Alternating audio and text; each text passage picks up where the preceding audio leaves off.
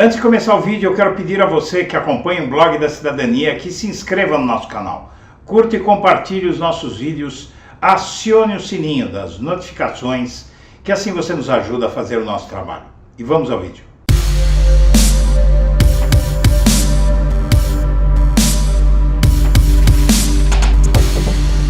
O Brasil é o país em que a extrema-direita mais cresce no mundo, mas esse mundo tem assistido a um crescimento exponencial da extrema-direita. Isso parte principalmente da Europa, onde o problema da imigração faz com que os países ricos tenham mais adeptos da ideologia extremista de direita, que prega inclusive a rejeição à imigração de pessoas vindas de países pobres, sobretudo da África, da Ásia, e isso faz com que o extremismo de direita, que prega a interrupção desse fluxo migratório, como uma opção desses povos, porque realmente aí o bolso e as oportunidades e o possível incômodo que populações pobres, populações desvalidas, sem estudo, muitas vezes sem vacinações mínimas,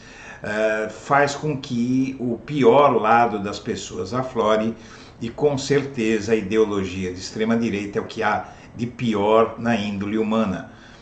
No Brasil, nós temos um problema particularmente grande devido à ascensão do Bolsonaro ao poder. Estudos mostram que o neonazismo avança de uma forma assustadora. A academia, os pesquisadores, os estudiosos, os cientistas políticos estão perplexos com a forma como o neonazismo e o extremismo de direita, o fascismo, cresceram no Brasil desde a posse do Bolsonaro, lá por 2018, começando com a tomada das ruas. A esquerda iniciou os movimentos de 2013 e foi expulsa pela extrema-direita das ruas. Extrema-direita chega com muita violência em 2013 e se aproveita da brecha que a esquerda lhe deu, convocando aquelas manifestações, e aquelas manifestações viram terra de ninguém. A esquerda pula fora, como se não fosse com ela, e aí a extrema-direita começa a ascender no Brasil. 2014, a direita já se fortalece muito na eleição do Aécio Neves, que por pouco não derrota Dilma Rousseff. 2015 explode em março, no dia 15 de março, aquelas manifestações contra Dilma Rousseff. Uma manifestação gigantesca toma a Avenida Paulista, repleta de extremistas de direita, que simbolicamente, com um simbolismo muito forte, provém das classes mais abastadas. Então, o extremismo de direita que cresce no Brasil, apesar de contar com a adesão das pessoas mais pobres, o extremismo de direita no Brasil, ele tem uma relação muito íntima com as classes mais favorecidas, que se sentiam, durante os governos do PT, ameaçados pela ascensão dos mais pobres. É um fenômeno muito simples de entender. O neonazismo, o extremismo de direita, que são irmãos, e isso se prende basicamente à natureza humana, ao egoísmo. O egoísmo, a necessidade de uns prevalecerem sobre os outros.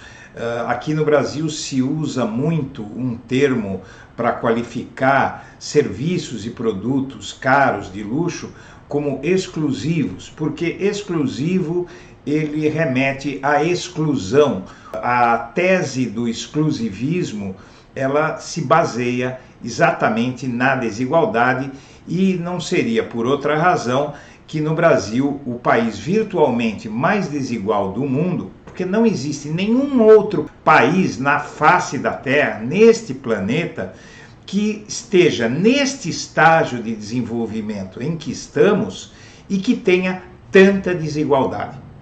Então, a desigualdade no Brasil, ela ocorre em um país que, a diferença de outros países também muito desiguais ou até mais desiguais, o Brasil é um país em que a desigualdade ela ocorre apesar de termos um parque industrial, termos uma economia relativamente moderna, né, termos instituições funcionando e termos uma classe média mais organizada. Então o Brasil é um país que, por este estágio de desenvolvimento, não poderia ter tanta desigualdade e inclusive estava deixando de ter.